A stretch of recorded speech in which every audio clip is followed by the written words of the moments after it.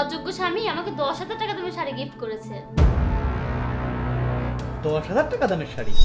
হ্যাঁ দেখ না, কাজটা কত সুন্দর, দেখেই তো মনে হচ্ছে ব্র্যান্ডেড। সুন্দর না? এটা তো 2,000 টাকা দামের শাড়ি। কি বলছিস?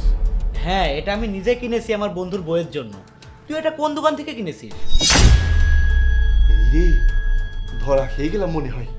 ওই যে রকমারি শপ আছে না, ওখান থেকে নিয়েছি। ওই দোকান থেকে আমি আমার বন্ধুর সাথে থেকে সেম এরকম একটা শাড়ি কিনেছি 2,000 টাকা দিয়ে। তোদেরকে তো ওরা বোকা বানিয়েছে। কি হয়েছে? এই শাড়ি তুমি 10,000 টাকা দিয়ে নিয়ে এসেছো?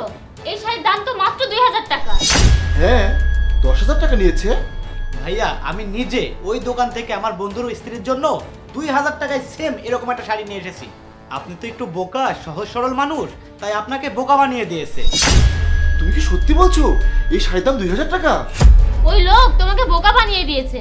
দাও, এটা আমার কাছে দাও, এটা আমি ফেরত দিয়ে আসবো।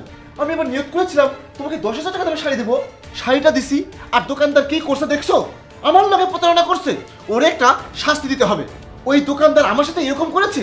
আমি সারা জীবনে তোমাকে একটা দামি শাড়ি দেইনি, এবার দিতে চাইলাম, আর সে আমার সাথে এরকম করলো। ওই বেকারি আমি এমন শাস্তি দিব, আমার সাথে 2 নম্বরই করলো। আমি দেখাই দিব। হ্যাঁ, দেখেছিস, আমি এমন একটা মানুষের সাথে সংসার করি যে কিনা আজ পর্যন্ত আমাকে এতদিন একটা ভালো কিছু গিফট করেনি। এই প্রথম সে আমাকে 10,000 টাকা দামের শাড়ি গিফট করলো, তা আবার দোকানদার তাকে বোকা বানালো।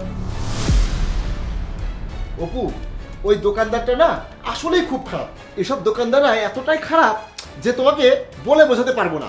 আসলে ওই দোকানদারটা হলো একটা প্রতারক, বুঝেছো?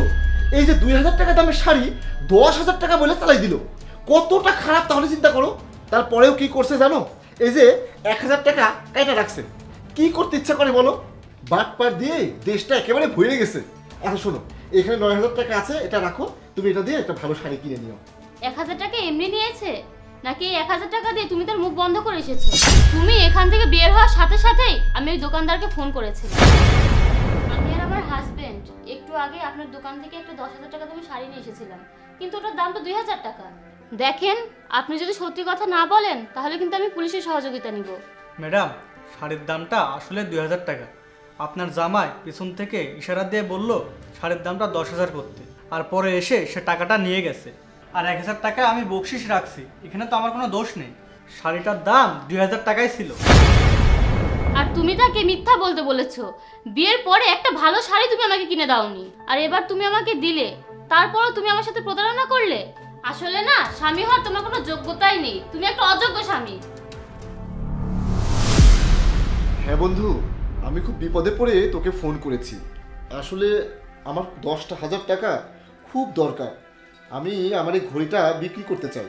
তুই তো জানিসই আমি যে বেতন পাই সেই টাকা দিয়ে আমার সংসার চালাতে খুব কষ্ট হয়ে যায়। বিয়ের পর থেকে তোর ভাবিকে এখন পর্যন্ত একটা ভালো শাড়ি কিনে দিতে পারি নাই। আসলে এবার খুব ইচ্ছা হয়েছিল তোর ভাবিকে একটা শাড়ি কিনে দিই, তাই এবার যে বেতনটা পেয়েছিলাম সেই টাকা থেকে তোর ভাবিকে 10,000 টাকা দিয়েছি একটা শাড়ি কেনার জন্য। তুই যদি 10,000 টাকা দিতিস তাহলে এই মাসটা ভালোভাবে চালিয়ে নিতে পারতাম। আমি তোমাকে সারা জীবন অযোগ্য ভেবে গেছি, কিন্তু তুমি যে আমার জন্য এত কষ্ট করো এটা আমি বুঝতেই চাইনি। তুমি যে এত অল্প টাকা বেতন পাও এটা তুমি আমাকে কখনো বুঝতেই দাওনি।